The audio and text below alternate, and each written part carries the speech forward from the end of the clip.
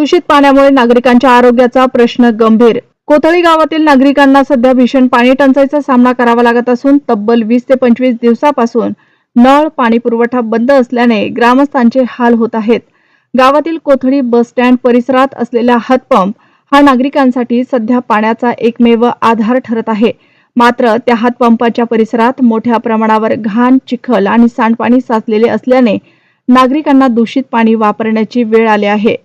ग्रामपंचायत प्रशासनाकडून हातपंप परिसराची स्वच्छता व देखभाल होत नसल्याचा आरोप नागरिकांनी केला आहे। हातपंपाभोवती कचऱ्याचे साम्राज्य पसरले असून या दूषित वातावरणातून नागरिकांना पिण्याचे पाणी भरावे लागत आहे। परिणामी गावात डायरिया तसेच इतर संसर्गजन्य आजारांचा धोका वाढला असल्याची भीती व्यक्त केली जात आहे। विशेष म्हणजे अनेक वेळा संबंधित प्रशासनाकडे तक्रार करूनही कोणतीही ठोस कारवाई करण्यात आलेली नसल्याचे ग्रामस्थ सांगत आहेत।